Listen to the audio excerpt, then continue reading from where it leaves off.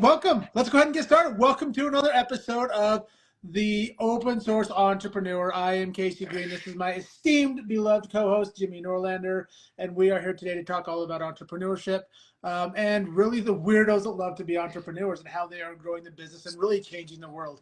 We're seeing some really cool things happening in business these days, and opportunities are really limitless. And so we are very excited to be able to talk to some of these just freaks of nature who say, you know, I'm going to put the world on my back. We're going to grow something really cool. And tonight is no exception. We've got a really, really cool guest tonight. But before we bring him on, Jimmy, you know what time it is. Take it or leave it. Take it or leave it, yeah. Take it or leave it. So this is my favorite time where I come into Jimmy and I try to mess him up and be like, here's something happening in the world. Do we take it or do we leave it? Okay. Now this one's a little bit, this one might be a tiny bit controversial. So the take it or leave it today, I had a place that I used to work at. I have a ton of good friends there, and they just went through a round of layoffs. And so this is going to be a weird question, Jimmy. Are you taking or leaving getting fired? For my own job, I don't, I, I don't know. Sometimes I wish I could get fired. It'd be easier. So go back to a W-2 employee. Yeah. I'll I'll leave it. Okay. Yeah, I like too much what I do. Okay. Love it. Love it. Jimmy is going to leave it. He's going to stay employed. I'm actually going to take a little controversial take on this one. I'm going to say, well, this is going to be tricky. I'm going to say take it though. So I saw massive growth in my career when I was forced. So I got let go from one of my companies that I was with a while ago. And it was a really intriguing moment in my life. For a minute, I thought my life was over. I thought everything was done. I thought there's no way that I'm ever going to find another job like this. I thought I was destroyed. And I certainly understand and can empathize with people who have been let go because you feel that way. That those first 24, 48 hours, 72 hours, you feel like everything is spinning because there's no graceful way to let somebody go, right? No, Like you come in and they say, here's your paper, here's minimal information because anything that the HR person says can be held accountable, like if you try to sue them. There's a variety of things that happen. So it's a very cold process. And you have, coincidentally put many, many years potentially into a company to help them grow. You've done your best. And all of a sudden you've been deemed as unworthy, right? Or we've gone in a different direction or you're redundant, right? Like what a silly word, redundant. And it really just makes people feel awful. However, after you come to terms with like this is not the end of the world and you put your next foot forward, your best foot forward, you say, I learned a lot of things. I'm going to grab my next gear and get going. And so while certainly it stings in the moment, for me, I actually saw tremendous growth one time when I got let go one time. And I say one time because that's the only time I've been let go. But again, they use things like we're going in a different direction and we're doing this, we're doing that. And I'm like, oh, really? Like the thing that I do, you're going in that direction. That's cute, right? Like it was the worst possible way to tell them that like I was getting let go. But it was a very tricky 8 months for me before I found gainful employment. I got let go during COVID, and so like the hiring process took even longer to find a new company. But man, I am glad that I got let go. Glad that I did. But ultimately, it made me a better person. I learned more. It forced me to look introspectively and say, who am I? What do I believe? What do I stand for? And really ignited a hunger because I realized I had to take care of my family. I had things, I had responsibilities I had to take care of. And so I just went. So Jimmy, you can leave it. I'm going to take it. I wouldn't wish it on anybody, but if you find yourself in that situation, I promise you will see a massive growth period if you allow that to be a catalyst for good in your life. dude, That's what I'm going to say. I remember the same thing happened to me. I got let go from my job around Christmas time, and I remember looking under the tree, seeing one little present, and thinking, I have failed as a father. Yeah. You know, and then donating plasma. I was actually going to different career places to collect their cans, Yeah. their soda cans. But I look back where I'm at now, I would not have started my business if I would not have been let go. Oh, it was what, 17 years ago. Yeah. It Geez, put me that's to where I'm crazy. at today. That's crazy. So yeah, it's painful, and I feel so bad for the people, my friends that got let go. But I promise you, oh, if you're one of my friends on the call, like things will get better. It will sting for a minute. And by the way, like I really encourage, and Jimmy, you can weigh in on this too. I really encourage people to feel the feelings. It is Yep. a unfortunate event, but there is no need for those first 24 to 48 hours to like put the brave face on and be like, oh, it's going to be okay. Feel the feelings, feel the hurt, feel the betrayal, feel the unkindness, the unjust, feel all of that. And then it's time to move forward. The worst thing you could do is to just let that foster under the surface and not feel those feelings, at least in my opinion. I I agree. think you feel those feelings, you have moments of weakness, and guys, guess what? Those feelings might pop up later down the road. It's okay to cry. It's okay to get frustrated, but feel those feelings, be in it, and then move forward. That's my advice. Well, they're real Yeah, feelings. yeah. Deal with them. Like Yep. deal with them appropriately. I say deal with them like a jerk. Deal with them. Like deal with them appropriately. That's really my advice for everybody. Okay, I'm also starting a new segment this week that Jimmy has no idea about. I'm not going to put him on the spot, but I am going to talk to him about it. And we will bring our guest on, Lynn Tiatia, in just a minute. But the quote of the week that I heard on social media this week, and it really resonated with me because I think as entrepreneurs, as even as an entrepreneur or just humans in general, a lot of times we struggle with imposter syndrome. We struggle with like bosses talking about us. And I heard this quote, and it's from David Foster Wallace. And he says, you will stop worrying about what other people think about you when you realize how seldom they actually do. And I thought that's fascinating because I can't tell you how many times I've been paralyzed because I thought somebody in a meeting was talking about me, or early in my career, right? When I thought that if I did something wrong, like the whole world was going to talk about it. And consequently, if I did something right, I assumed everybody was talking about it. Hmm. The reality is nobody's talking about it. Jimmy, how often do you deal with that in people when you're helping them grow their career or their livelihood, that people get stuck in an imposter syndrome or they think that people are talking about them when they're really not? Oh, do you take it out of the therapy part and entrepreneur part? I think most of us do. We're projecting our own emotions onto what other people are thinking. I mean, they're looking at me, they're looking at me, they're looking at me. I was actually talking to some about this at the gym the other day, where they were doing a max bench press and they couldn't get it, and they thought everyone was looking at them like, "Oh my gosh, you didn't get that." And we're talking about saying how when you hit your PR, everyone remembers when you hit your PR Yep. because but no one remembers all the times you fell. And but Yep. we're thinking that. And in reality, it's just our mind playing games with us. Yeah. Yeah, it's a brutal sport to be in, but there's a certain amount of freedom I believe that comes when you realize that everybody that you think is talking about you is not. So really, really intriguing. All right, so that's a new segment, Jimmy. I wanted to throw at you. I am really excited to bring on our guest So tonight. my Again, somebody who lives in our hood. I'm telling you, we have this weird, like, condensed amount of like entrepreneurs in our neighborhood, and I absolutely love it. I'm here for it. I hope I got the right account for him, but I invited him. Hopefully, Lynn, you're one listening and you can join us. of the best dudes Um, there are too. what's One of that? the best dudes that there are also. For real, for real. You guys are absolutely gonna love Lynn. He is originally from West Valley City. He's 35 years old. He's currently living in our neighborhood, out in Eagle Mountain, like I told you guys a couple weeks ago. He's been married for 18 years. He's got 6 kids, and perhaps the most important thing is he's the owner of Hive Barbershop. Now, the tragedy is I might have the wrong account, so I got to see if I can find him to pull him on. Lynn, if you are watching from a different account, you holler at us. I'm going to try one more time and see if I got the right account. Maybe The he, advantage of going live. yeah, I mean, it happens, right? It absolutely happens. So, Hey, if we're not bringing the wrong account, the iPads and everything's dropping on the ground. So yeah, that's happened too. on my side. Yeah, and guest side as well. Let's see, I'm going to do this. Who, do.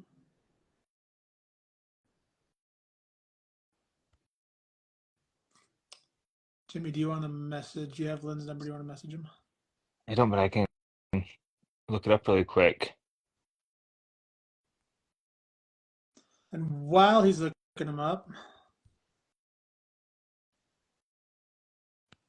let's see. Lynn. See if we can get him on. Lynn, if you are watching right now, buddy, just ask to join. We can do that too. Um, See if we can get you on that way. Do I know what count? Do you want me to ask him what account to send it to? Yeah, because I have Shaylo in. Let me see if this works. So he's unable to join, so he must be. I'll try one more time on that account. We'll get him. Don't you worry, guys. It'll be worth the wait. Lynn's awesome. Be worth the wait.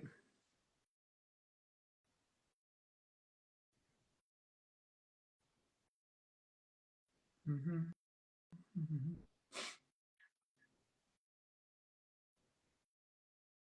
Otherwise, people are just watching us hang out, which is totally fine too. Oh, hey, millions of people watch that little kid open up his presents. You That's what know, I'm like saying. he like yeah, well, he has millions and millions of viewers, and he has his own toy line now because he just record himself opening up gifts.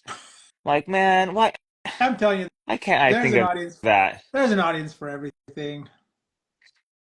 But I also think what a hard life that would be knowing that any present you get just wouldn't match it because you've already opened up everything and millions of people have watched it. And you have to act excited too. For real. Let's see. Tangy. What a My- supportive Tangy. Love Well, my Tangy. guess is Taislin has that with the emoji part. Taislin's one that did that. Oh. Well, I love Taislin then. That's great. Let's see. So, I'm messaging him. hope you're good.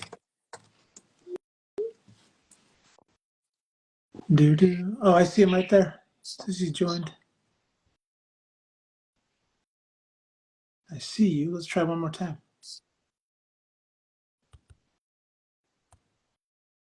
Boom.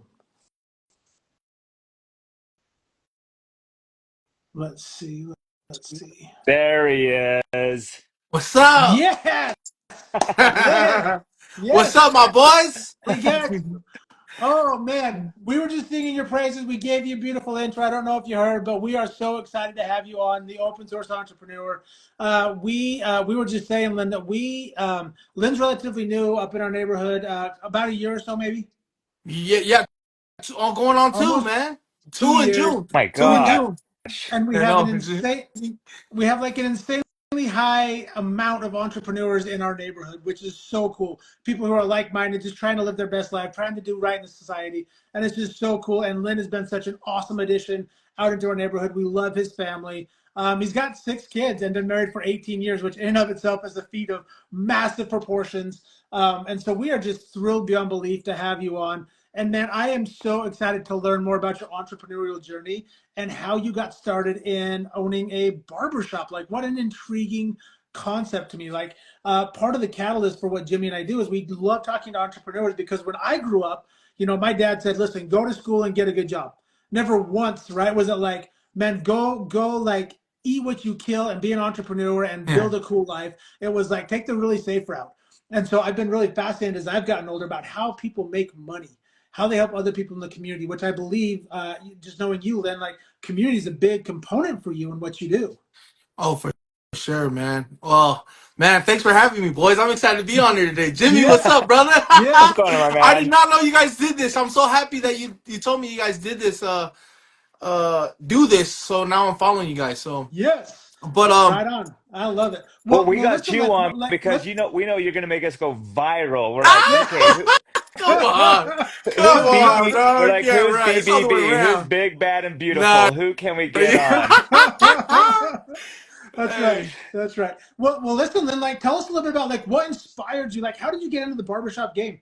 What? How did like? Tell us how it started. Give us the rundown. Well, it's crazy how you mentioned just how we were raised and stuff like that because my parents are Samoan. They're immigrants from Samoa, so I'm first generation American. Yeah. So that came with a lot of ups and downs. But what I realized is that my parents they worked hard. You know what I mean? They knew how to hustle. I remember my grandma. They would have this event called the Flag Day, Okay. right? It was at South. It was at a park in Kearns, and my grandma would make us like she would make a bunch of pies. It was just a Samoan Flag Day, right? A week to celebrate, Samoan culture, and they held it over there at Southridge Park in Kearns, but they had booths and stuff set up, and my grandma would make us.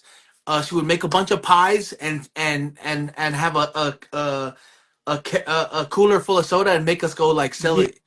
Yeah. around and walk around and sell it, And we hated it, dude. I Yeah. hated doing that, man. I'm like, dude, I don't want to. I was just embarrassing, you know what I mean? But as I look back, it was like little moments like that that really helped, like, shape me as an entrepreneur, not knowingly, subconsciously. Yeah. But I wanted to be an entrepreneur. Like, I had no idea that I could even make a living from barbering. You know, um, I've been cutting hair since, like, I've always been fascinated with the clippers. Okay. Back in the days, your my parents, they didn't ask you what kind of haircut you wanted. They didn't. They just took me to my grandma's house, and my uncle would put me on the toilet, no sheet, no cape, no nothing, and just number one, Yeah. like, you know what I mean. Yeah. And that was it. That was my experience of a haircut, Yeah. But I always remember just being so fascinated with the clippers, just so fascinated with it, and that kind of stuck with me. By seventh grade, I have six little brothers. By seventh grade, my mom bought me some dog clippers from Kmart, some Conair dog clippers, bro. And I'm like, yeah, I can do it. You know what I mean? I know how to do it. Like, I can learn how to cut my brother's hair. So that's pretty much where it started from. I started cutting all my friends' hair in junior high, like in the locker room. I was that Nice. guy. I was cutting it. Even to this day, like, some of my friends would be like, "Man, you were the first one to ever, like, line me up," or Yes. And back then there was no references. Nowadays we have TikTok, we have YouTube, we have, like, fades and galore, and everything that kind of showcase hairstyles from all around the world. In Utah, they did not have none of that. Yeah. So the only reference was somebody else. You know what I mean? Like, if I'm like, seventh grade, it was my young men's leader, and he was getting cut up by one of the guys. His name is Hobart out here. To me, he's a legend. And they had a little barber shop set up in their house, and I'm talking about 2000 and like 2002. Oh, okay. Back in the days, and that's when I first seen, like, back in the days. It was like they had, like, the edge ups were like, it was like a thin pick. We call them ice picks. Yeah. Nowadays that's totally out of style nowadays. But but from there it was like, dang, how do I cut? And then I would go to him, Hobart. He would teach me a few things. And then my cousin from California, they have all the styles. He would teach me a few things on how to cut hair. And that's how I just kind of grew how to cut hair, and grew my knowledge on what a haircut should look like. And I would just practice on my brothers and my So friends. You that's one of know? the most fascinating things to me. Like a couple of things that you said really stood out. Number one, we have talked to so many entrepreneurs that from a young age, right? Like you were selling sodas and you were selling things at a young age. It's fascinating how many entrepreneurs start with a lemonade stand or selling sodas or mowing lawns, right? Like they just learn that hustle from a very young age. And the other thing that I really love about your journey is like you went through reps. Like you got to where Yeah. you are because you put in reps. And it's Right. fascinating how when you listen to stories of like sports players or anybody who's gotten really good in their industry, they are willing to put the reps in to fail to ultimately be successful. And a lot of people, and maybe I'm wrong in this, but it seems like a lot of people now, a lot of youth especially, are coming out of school and they're not willing to put the reps in. They believe they should be hired and they should be Mm. hired at six figures and they should be doing all of the things, right, without any of the reps. And they don't pay their dues to get there. So I love the fact that you're like, man, I started in seventh grade, fading up my younger brothers, right? And like you put in those reps on people who love you, and you're like, like it'll grow out, right? Like no big deal. Right. But yeah, the school of hard knocks. I'm just like, did you go to school for this, or was it all just like putting in massive amounts of reps? Yeah. So that was seventh, eighth grade. Dude, my story is crazy. I got married at 17 years old, Yeah. I got married at 17 years old to my wife. We had our first daughter that year. That was '06. '07, I had another daughter, Mariah. So my first daughter lay in '06. '07, my second daughter, Mariah. And then by 2008, I ended up getting locked up. I go to prison. I got sentenced for some robberies as a 18-year-old. And I got sentenced in a federal court. So it was under federal crime. So I ended up doing federal prison time back right before I turned 19. Dang. And yeah, and so in there, I was sentenced in FCI Colorado. So I got shipped off to Colorado. Right before I got there, they had just ended They had a program where you can be licensed. They had just ended it for whatever reason. But I was on the compound for a little bit, and I worked.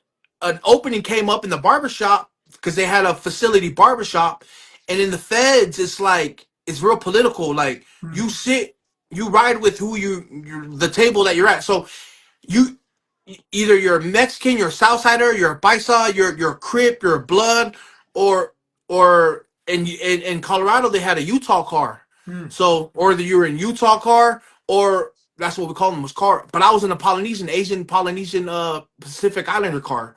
You know what I mean? So I rode with them, and it's everyone from all over the United States of America, right? It's federal prison, Yeah. and so an opening came up in the barbershop, and I came in there, and I cut hair in there. In the federal system, only only whites can get cut by whites. Oh. Only blacks can get cut by blacks. Only Oh my you know what I gosh. mean? It's very political. Yeah. Except for Polynesians, I could cut anyone's hair I wanted. So Nice. that was kind of like we were like the neutral guys in the Nice. whole yard. You Yeah. know what I mean?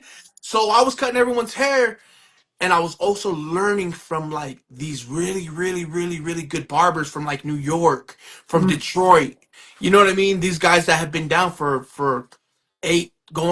10 plus years. You know Yeah. what I mean? But they're just barbers, real barbers from big cities. So I've learned a lot in there. And like I said, when I got out in 2012. Man, I was so young and dumb and just prideful, but I figured I'm gonna try this. I'm gonna try barbering. So I hit up my homie, one of my good friends, my best friend's brother. His name is Rocky. He knew Redmond Mahe, which at the time in 2012, Redmond Mahe was the only Polynesian barbershop out here. And at this time, barbershops are just they're barely crawling right now. You know what I mean? It's They're barely barely coming on starting to the pop up scene. here and there. Yeah. And so I hit up Red for an apprenticeship. And this is in 2012. I ended up getting an apprenticeship with Redmond. And we start the apprenticeship, and I only last about 2 to 3 months. And I'm back in the streets again, just getting high, just going crazy. And I ended up messing that up. Almost go back in. I get to the point where I'm about to lose my family, and I say, you know what? Go back to what my parents taught me, man. The gospel of Jesus Christ. And I take my family and I move them to Vernal. And so this is about 2013. So we go to Vernal, and I get a job. I end up getting a job at a company called BHI, for and doing telecommunications. So just climbing cell phone Oh, towers geez. and working on the oil fields and all of that. And then that went through. I got right, got back solid, and I'm at a point where I'm just like, I'm done. I I get to a point where I don't like what I'm doing. You know what I mean? It's just Yes. it got me to that point to get right, to get solid, to get sober. And I'm at this point like I don't. There's something more for me. You know what I Yep. mean? And so I decided to quit. I quit my job and try to figure it out from there. I started driving for my buddy. He has a medical courier company, and I was just driving for him, just running routes from the airport to these medical labs and just brainstorming, trying to figure out what I wanted to do. I ended up getting into another business venture with my brother, and that was a whole nother learning experience. But by the time I was 27, so by the time I'm uh what year is this? She's 2016. I decide, you know what? I took a self-reliance class as I'm trying to figure this out. It was the first time they kind of enrolled this self-reliance class. It was a business self-reliance class, and from there, talking about faith and taking a leap of faith. And so I'm just trying to figure out what business am I good at? Because I figure I'm gonna do it. I'm gonna be my own boss, you know? Yeah. I'm gonna be my own boss. I'm gonna figure this out, and I'm trying to figure out. I did not think about barbering once. Like I'm gonna do barbering to. I thought it was gonna be these other businesses, you Yep. know. And then it hit me as I'm doing, and I'm putting down these, doing the math on paper. I'm like, man, I'm talking about the math. Like, what do I like? What do I love? What am I passionate about? You know. And it came out to barbering. I'm like, man, if I can make $20 cutting one hair, like what? I control the limit on that. You know what I Yep. mean? So I made the jump. And I hit up my buddy Lopi at Oish Barbershop in West Valley City. He's another one of my big bros and mentors, and I got an apprenticeship through him.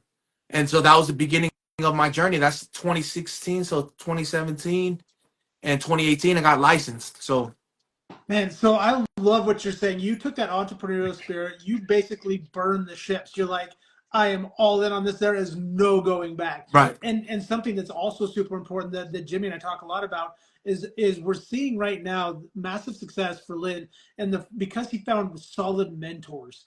And I cannot tell you how quick a mentor can like skyrocket your success. They will help erase and eliminate years and years and years off of a potential career for you because they're willing to pass that now that knowledge on and help really erase some of that gap, Yeah. right? Had you gone at it by yourself, you're like, I'm going to muscle it. I have no doubt you would have been successful, but the learning curve would have been steeper and it would have been way more difficult without that mentorship. And so I frequently preach the importance of finding a good mentor. Um, Talk to Can us a I, little bit about. Go I'm ahead, going to add Jimmy. on to that a little bit. What I loved about that too, Lynn, is you had a good mentor, but we all have that desire. There's so many people out there that think that they can do something better, they're good at. They have that passion, they have that energy, but they don't put it into work because they're comfortable with their 9 to 5 Yeah. job. They're Yeah. scared of failure. But to knowing that you're like, do you know what? This is what I'm good at. Like Case said, burn the boats. I am going in and I'm gonna, I'm not gonna be driving a truck anymore. I'm not gonna be fixing all Yeah. these things. I am doing this. Yep. And it's taking that desire that you had and actually putting into action. And so many people are scared to do that, but knowing that you're like, I'm all in, buddy. Here we go. Yeah, man. It was I mean, there was a lot of other things that really, like, as I look back, like, I lived with my in-laws at the time. You know what I Yeah. mean? I lived with my in-laws at the time. So, like, my in-laws are a big part of my success. I love them. I call them my parents, my wife's parents. I call them mom and dad because they really helped me to get to this point by providing that sense of security for my little family. You know what I Yeah. mean? And that allowed me to kind of make these jumps. That allowed me to kind of like take these big chances. And I'm so grateful for them. Yeah. So Well, all you the people, the gotta. community, right? The people around us, right? The people around us that help us to build us to where we need to be. So Yep. Agreed. You got a big. I don't know if you see the comments, but you got a big salute from you already V841 know, Koala V balls. You for already taking the know, chance, brother. jumping in. He's like, you took the chance, Sorry, you man. already know. That's right. Yep. Hey, okay, so you got your internship or your apprenticeship. You're learning from people in the industry. When do you make the leap that says I'm going to do my own? Like now, I'm really going to burn the boats and I'm going to go do my own thing. How does the Hive start? Bro, so man, that leap of faith, I remember. And it was so simple, right? It was like at the time I had a place to stay with my in-laws, but it was like such a big decision in my life because I really did not know what the hell I'm gonna do. Yeah, It was scary, bro. I'm like, what am I gonna do to yeah, take care of my family? What am I gonna, you know what I mean? It was a big leap of faith. But making that leap, it was crazy how once you make that jump, things start to align. God starts to put things in order once you take that action of faith. And that's what I've learned too. Is like faith is action. And in crazy ways things start to align. I like I told my brother Louis, this is a big part of the Hive. So I don't own the Hive by myself. My brother Louis is the other owner of it. love it. Louis Hamilton. So he Louis Hamilton, and that's my co-defendant. We went to jail. We went to prison. Like this is my buddy since primary, Okay, my brother. You know what I yeah, mean? And we went to prison together. We come out and do a business that's together. right. And he's really the main reason that one of the biggest reason that I'm successful is because of my brother. But anyways, I tell him like, so he's even though I taught him everything he knows in the barber industry, you know what I Yeah, mean? But so he starts cutting hair because he's going to college, right? And I'm teaching him how and showing him he has a job at a trucking company, right? And I tell him, dude, I'm doing this, man. I'm jumping out there. I'm doing this barbering. I'm going in, bro. And then so I start at Oyster, and then he hits me up. Not even a few days later. It's like, dude, let's do it. I'm jumping. I want to get my license too. Like I'm done with this place. yeah, And so we once he decided that, like automatically it was just like, what are we doing? Like we already know. Okay, the shop. We're gonna get everything was just working towards the barbershop, the Hive shop. So we started our journey like the end of 2017, okay, 2018. I got my apprenticeship at Oish through Lopi. Louis got his apprenticeship at Redmond's where I started 2012 through Red. Once we got the once we got our license, mid 2018, that's when it was just like we started looking for spots, right? We're from West Valley City, you Yeah. know, and my buddy Lopi, his shop is in West Valley City. My brother, my mentor, and that was the main thing that we decided on because we could have easily opened this shop up in our own city. Yeah. We're from there, everybody knows us, we have a big following there. But off the strength of Lopi's shop being there, we decided we're gonna take our shop somewhere else, further from him. We don't want to be no competition. That's just the Huge kind of partner love. respect. Right, that's the kind of love and respect we have, and Yeah. we hope that people would think the same. So, anyways, we go to we're driving out. We have a bunch of friends in Harriman already, and they're like, "Dude, you guys need to come put a shop out here. There's no shop. I'm like, man. So me and Louie we shoot out there, and we're driving around and we're looking, and we see the spot, brand new. It's not even built out yet, right? The two buildings on us, the two businesses on the side are already like a food spot and a dentist, but the middle's not built out yet. So we're going through. We're like, man, this is perfect, right? We start running the numbers with the landlord, and we're like, man, that's a kind of a it's kind of a that's kind of a stretch, like, but it's like, oh, we're gonna do it, we're gonna do it, let's Yeah. go, you know. So we're like, you know what? I think this is it. This is the spot we're gonna get. We drive off, and we're at the light, and Louis and my brother Louis like, man, I don't know, man. Maybe we should go back and check. And I was like, yeah, let's go back and check. Let's go check out a few more spots. You know what I mean? We go back. There's a little strip behind the gas station right there in Harriman. It's a Chevron on 5600 West. There's a little strip of buildings right behind. It's tucked behind there. So we go back there and we see the spot. It's like it looks vacant, but we open the door and there's a bunch of people just printing T-shirts, Oh. and they're in there like, oh snap! So we get to chopping it. Yeah, we get to chopping it up with them. We're like, dude, how much do you? Perfect spot, mind you. Like we're looking at it like this would be perfect. We're like, so what do you guys pay for something like this? And they're like, they tell us the price, and then they're like, yeah, we actually got 2 more years left on this lease, but we're leaving. We're leaving next month. And we're like, we look, me and Louis look at each other like, man, this is the opportunity right Yeah. here. This is it. So we get in contact with the landlord, which are the Wagstaffs. Shout out to the Wagstaffs. They're a family from West Valley. They Very own cool. all the holidays out Oh here. yeah. Yeah, so we get in contact with Scott. We transfer the lease over. We go, and it's like more than half of the other spot that in It's lease. amazing. So yeah, it fell right. It was a That's blessing. amazing. And yeah, and when we decided, we're like, let's go. We just started working towards it.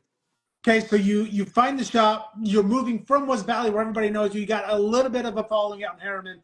You open shop. How do you get people to come in? What's the marketing look like? Has it like word of mouth for you guys? Do you start like what medium do you use to start pulling people in? I had this vision, right? Once we found our spot, I'm gonna freaking record it.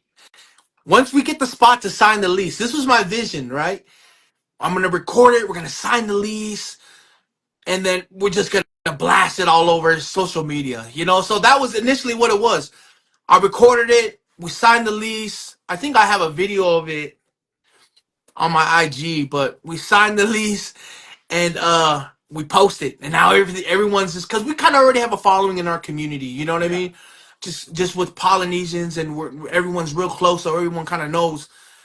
And then just from cutting hair too, we built a nice clientele cutting hair at our respective barbershops at the time, and we just started social media, and then we just every step of the way just social media, boom, boom, boom. We ended up joining Harriman Happenings. My brother Morning, he's Yeah, laughing. I Harriman saw that. Happenings, yeah, Yeah. it's a Facebook group. It's a Facebook group in Okay. Harriman. And it's oh, it ain't for the faint of heart. It gets active up in there. It gets active in that face. You know how Facebook groups are in cities. So we utilized that to market our shop. You know what I mean? Yeah. And it was a grind, man. And shout out to Cuts by Renzo. He was one of very first barber at the Hive Yeah. Barbershop. And he's been killing it ever since, man. Walking around passing out business cards, all those things. But it was just trying to market as much as we can on social media, Yeah, and trying to just be in touch, trying to like really create that sense of community with the barber with social yeah, media. You know what I mean? Like I'm the type on social media. I'm very transparent. Like I'm gonna let you know who I yeah, am, and I feel like that has helped. for That has sure. helped me. Just being 100% genuine in who I am. If I'm falling, I'm falling. If I'm up, I'm up. You know what I mean? But whatever I'm going through, I'm gonna just be 100% transparent and try to just be a genuine, authentic person to each client we come Well, across. and I love that because now more than ever, so I have a massive background in social media, and now more than ever, what you're seeing is a shift towards people who want authenticity. They're Right. sick and tired of everybody hiding behind perfect filters or perfect whatever. They want that authenticity, and more likely than not, it's actually drawing people to you Yeah. because they see that's exactly what I'm going to get with Lynn. I'm going to go out. I'm going to have a good time. I'm going to get a tight fade, like whatever that Yeah. is. Like you're just going to give it to them straight, which I think people really, really thrive right now. I love that you say that you're building your business on the back of social media. Talk to me a little bit about your strategy behind that. Like, when are you posting? Where are you posting? And you should definitely drop how people can follow you Okay. on social media so they can make sure that like they see what you have going on. But talk to us about your social media strategy and how that's really influenced the Hive. Man, social media is so powerful, and I'm realizing each and every year how powerful platforms are. You know what I mean? These social media platforms. Shout out to Chandler. He's one of our barbers. Day one too. What's Yeah, Still going over there. on, Chandler, Chandler? the grind. You remember the grind? Oh my gosh, Renzo, Chan, Louis.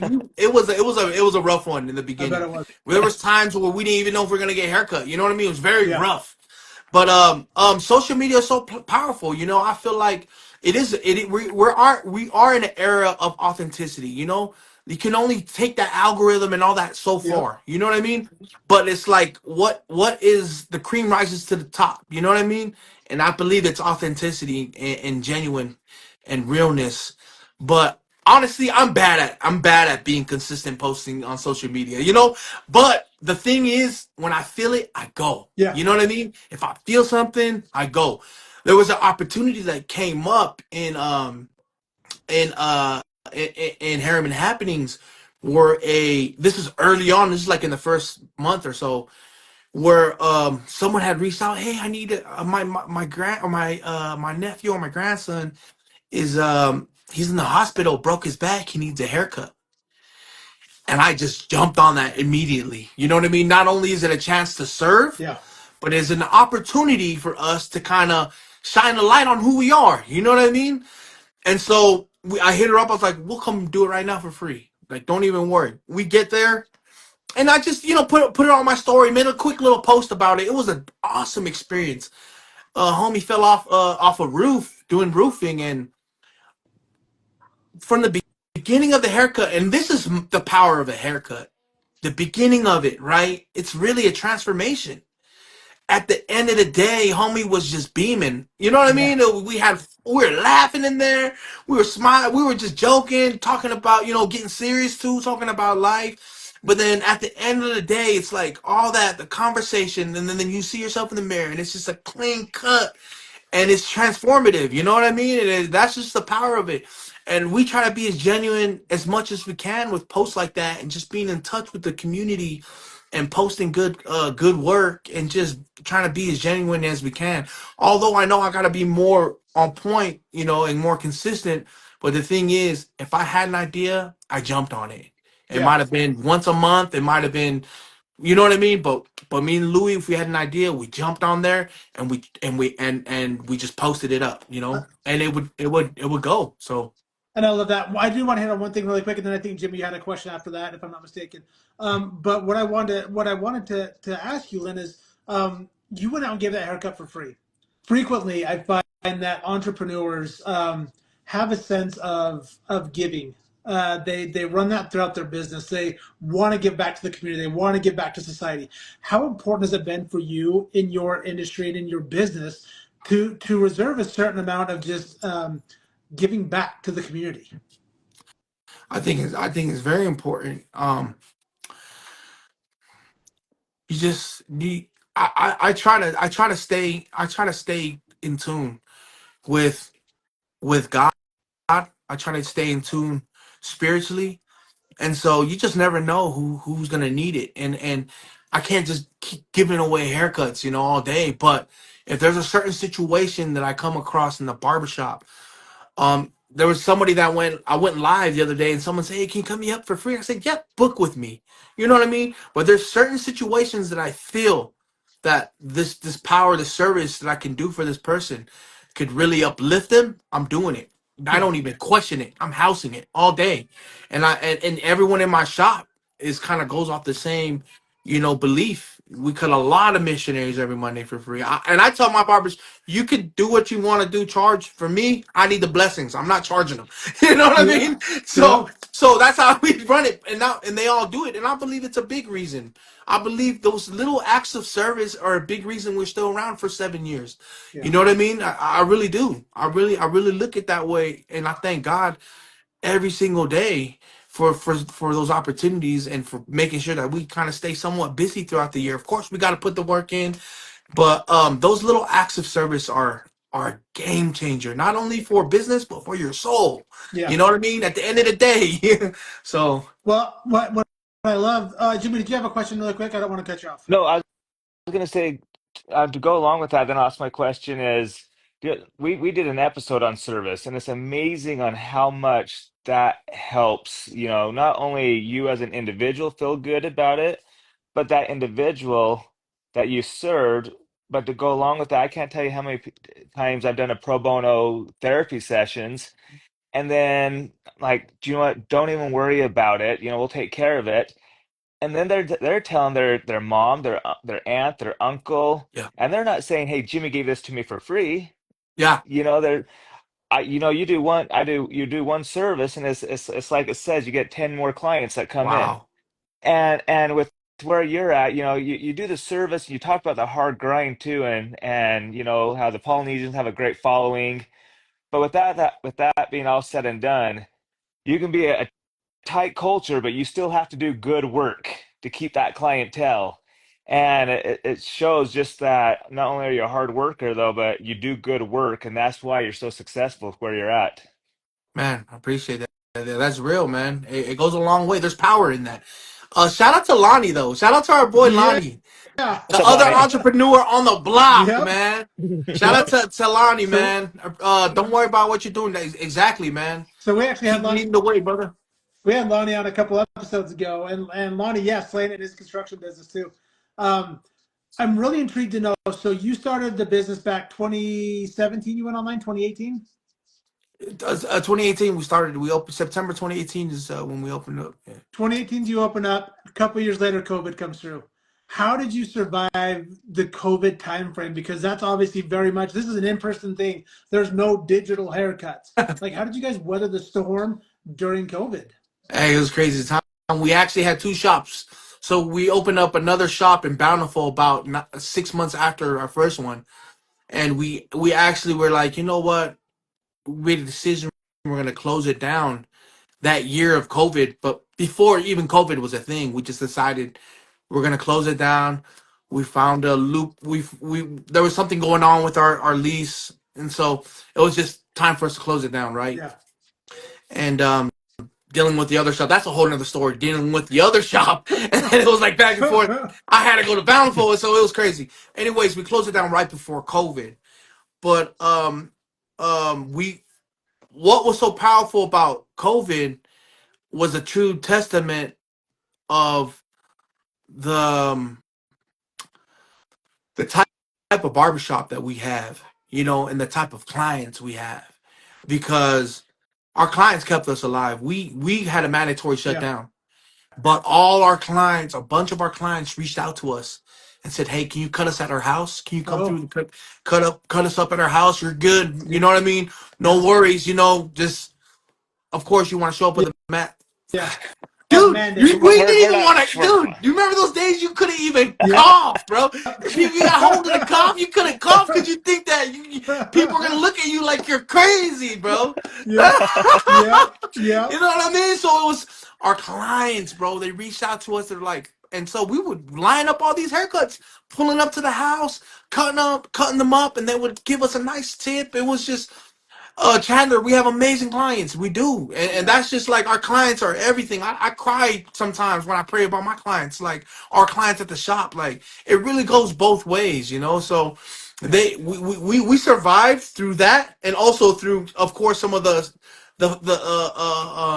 some of the programs and stuff out there for that helped Yeah. us financially with COVID. So it was a mixture of both of those Yeah. things. No, I love that. The loyalty that you built in with your clientele speaks volumes for what you guys do as a shop. Um, One other thing I'm hearing a lot from you is that you trust intuition. Talk to me about how intuition has kind of flowed into your business. Like you said, listen, we got to the, we got to the building at the right time.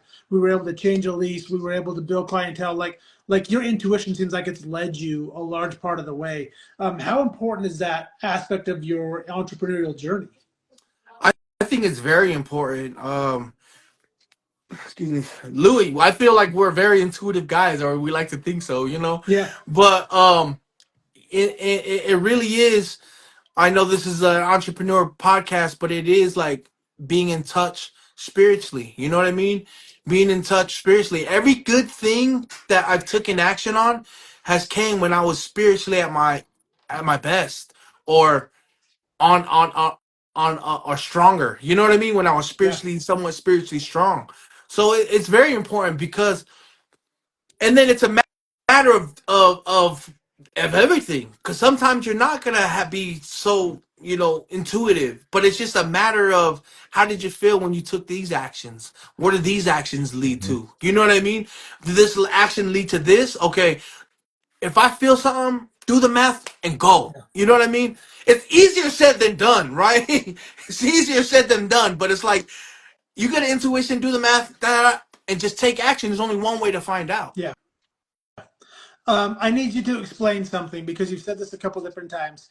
And in my brain, when you say do the math and go, I'm like, okay, what this means is he's like looking at the analytics. He's saying, okay, we're going to go through, we're going to write all this stuff out, we're going to weigh this Yep. against this. What does that mean for you when you say do the math and go? Because I feel like that's a way in which you could live your life, right? Like weigh the things Right. and go. Talk to the people about what your process looks like when you say weigh the math and go. Literally write it down. You know what I mean? Like pros and cons. Boom, boom, boom, boom, boom. If the pros outweigh the cons, jump out there. You know what I mean? And most of the time they will. Mhm. But in stuff that's unknown, we're not gonna know anyway. So there's only one way to find Yep. out. But yeah, just literally write it down. Yeah, I love that.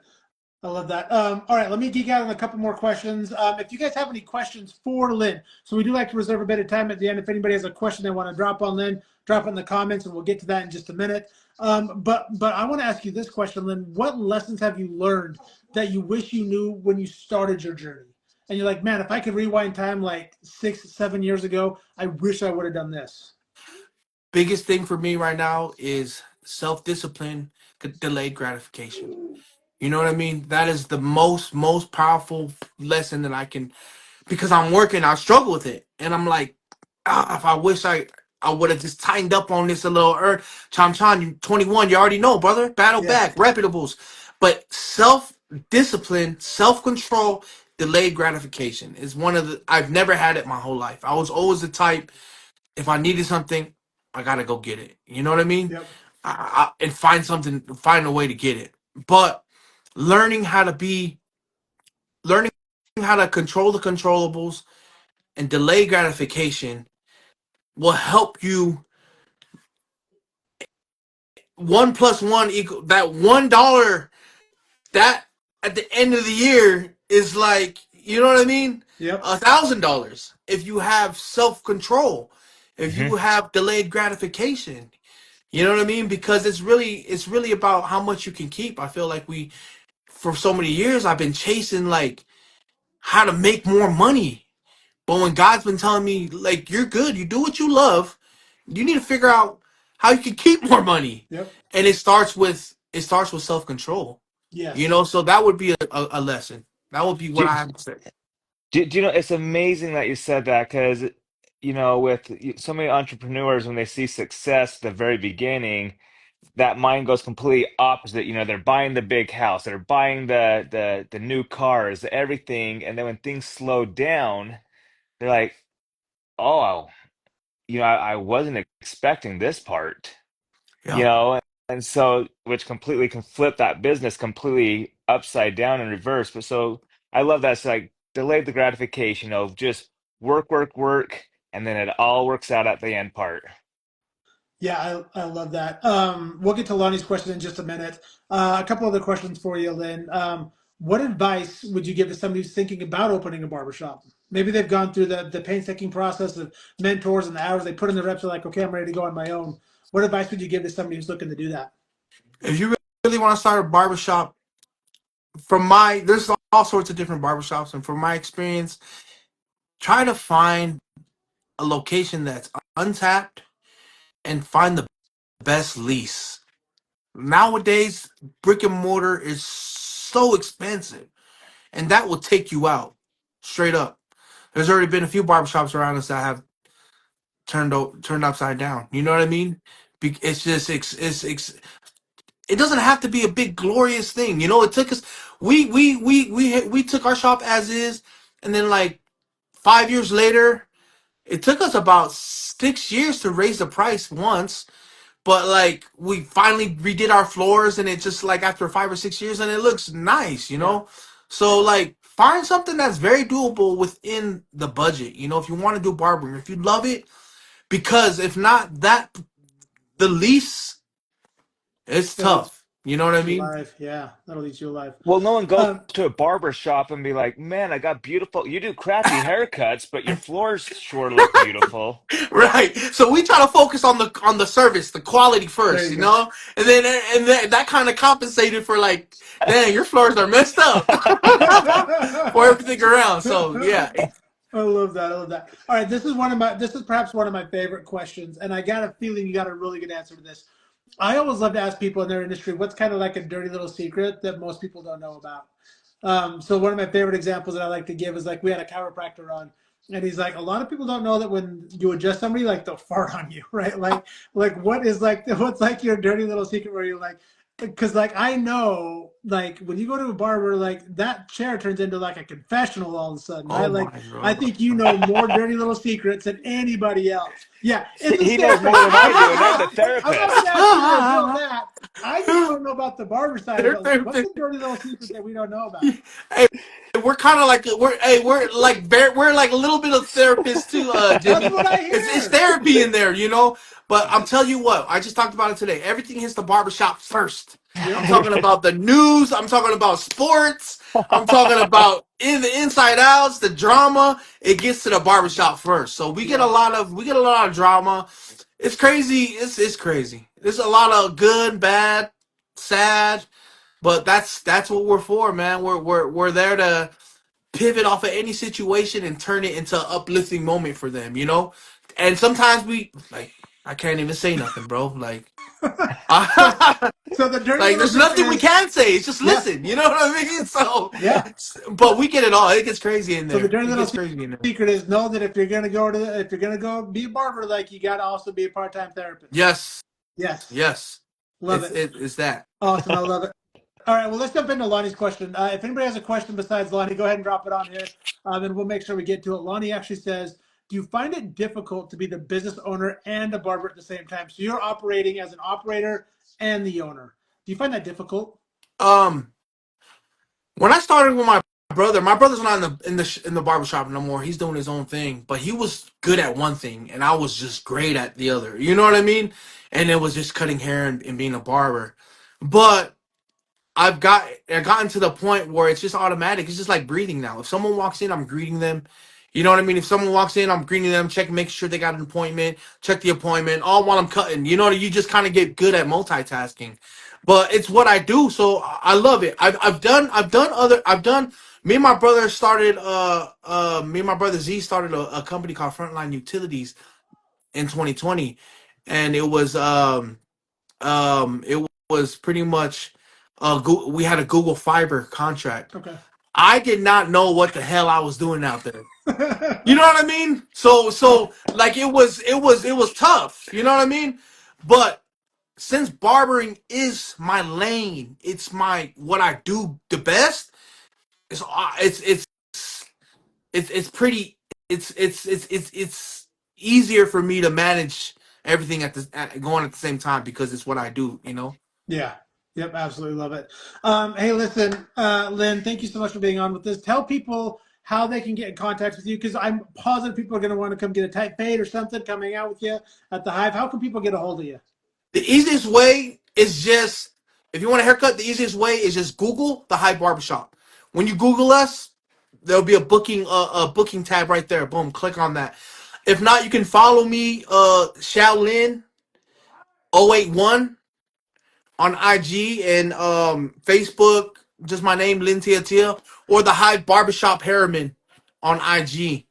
So Awesome. let me know. Everybody, make sure you go get a tight fade from Lynn. Hey, Lynn, thank you so much for being with us. Before you go, I want to keep you around. And as we always do at the end of our episodes, we turn the time over to Jimmy for what we call the mental health moment. And that's brought to you by Deseret Counseling. Well, Oh, it should be the barber mental health moment with all the therapy he has to give That's to right. people. for real. So my mental health moment kind of goes with a little bit what Lynn's been saying is, do you know what, self-care? Too often we're taking care of everyone else that we're not taking care of ourselves. And it's just like when you get a good haircut, you just feel good. You feel good, you got the confidence, you feel clean, and you're just ready to go out. And sometimes, do you know what? Whether we like it or not, we just have to take that time for ourselves, pamper yourself, get your haircut, get a good shave, go get a massage, whatever it might be, and you'll feel a lot better. Nice. I love it. Everybody, make Howard. sure you take care of yourself. Speaking of taking care of yourself, one last question came in from Lonnie. He says, do you do beards? Yes, I do, brother. All right. So, I'll, Lonnie, I'll book send an appointment. my aunt to go see you. Oh, oh, Hey, dang, Jimmy dropping a hot at the end of the podcast. Lynn, thank you so much for being with us. It was an absolute pleasure. We wish you massive amounts of success. We love you and your family. Jimmy, thank you for dropping the mental health moment and being with us. Until next time, everybody, see you later. Thanks, love you guys. guys. All Thanks, right. Lynn. All right, brothers.